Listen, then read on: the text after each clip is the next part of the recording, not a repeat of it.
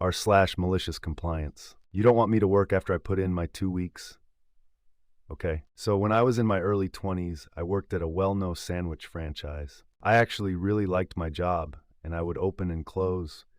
I'd also come in whenever anyone called out because I lived 5 minutes away. One day my boss hires a new person. No big deal.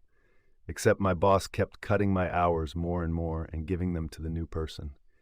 I went from working 30 plus hours a week to working less than 15. Oh, and I was training them. So after a few months of my hours getting cut, but me still coming in whenever called, I put in my 2 weeks. My boss proceeded to not schedule me a single hour after that.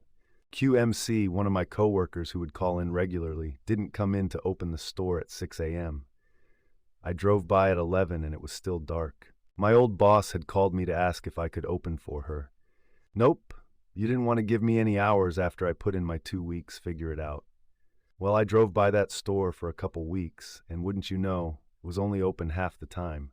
You/broken soul. If an employer can fire you with no notice, you can quit with no notice. Back when I joined the workforce, that was considered the right thing to do. But these days, with the employer to scratch every nickel out of the budget at the cost of the employees, I say have something to go to or something to fall back on and fuck 'em.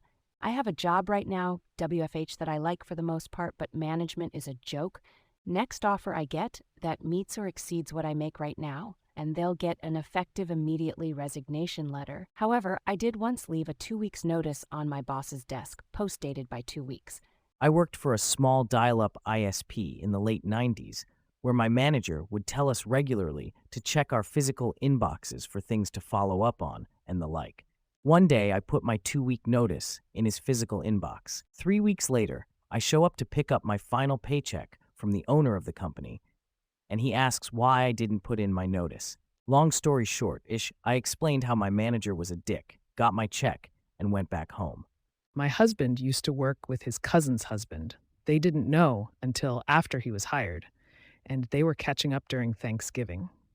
The cousin's husband was saying one of the mutual coworkers quit and only gave a 2 weeks and not a month or two, as is usually expected in office culture.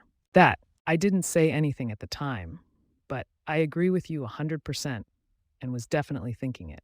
You get to fire without notice.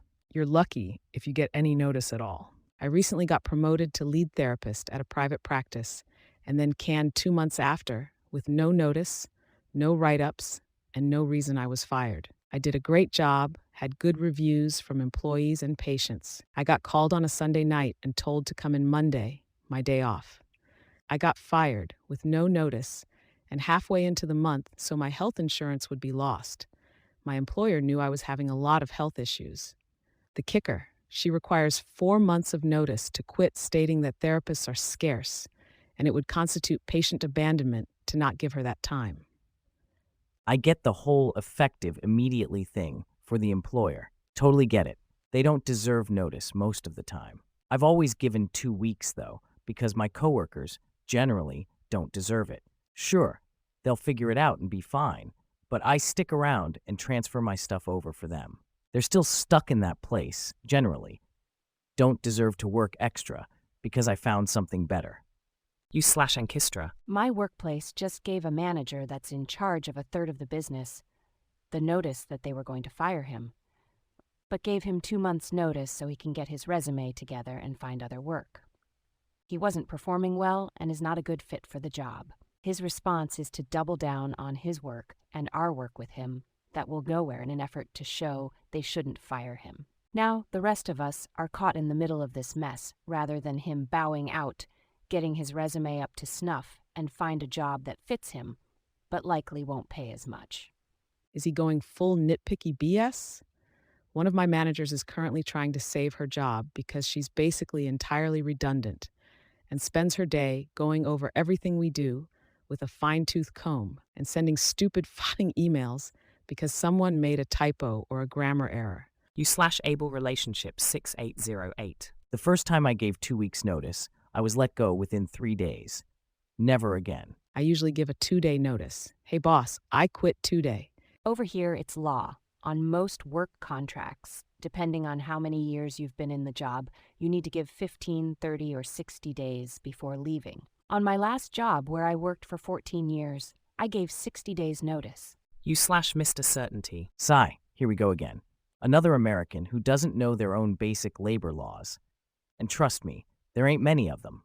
Right to. You're entitled to negotiated union benefits without being compelled to join a union. These are laws intended to destroy union membership and negotiating power. At will you can be terminated for any reason, at any time, without notice, without compensation. The only silver lining in this is that it goes both ways. Both the employee or the employer can terminate the employment relationship. There are at-will states in the USA.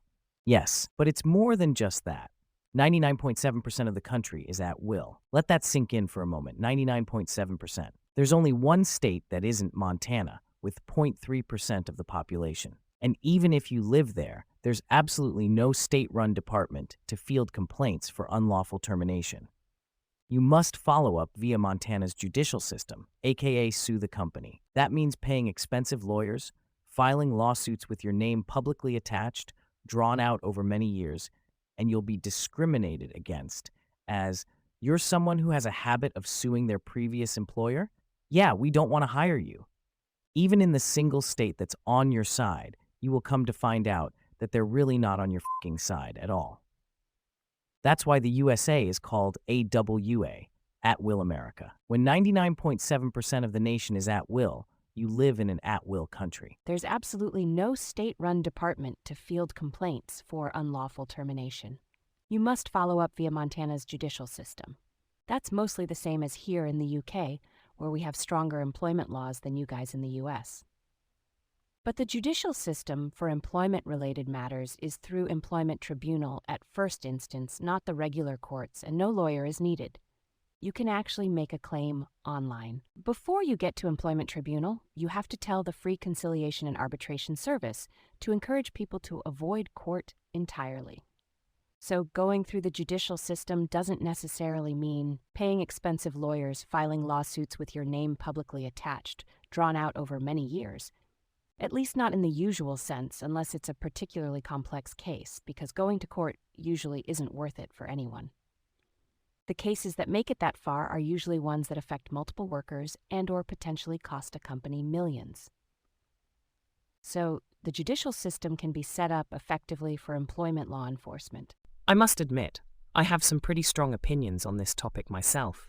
However, I will choose to refrain from commenting. This is pretty much the state of common labor and work in the US summed up. No matter what happens, you either shut up or pack up. Trust me, there is much, much worse than what you see here. This is only the tip of the iceberg. Anyway, I hope you all enjoyed this story. And again, I'm always open to criticism. Anything you guys can tell me will help. Let me know what you guys thought of the story in the description. And share any stories you guys might have as well. The link to the original post, as always, will be in the description. And make sure to follow for new videos every day.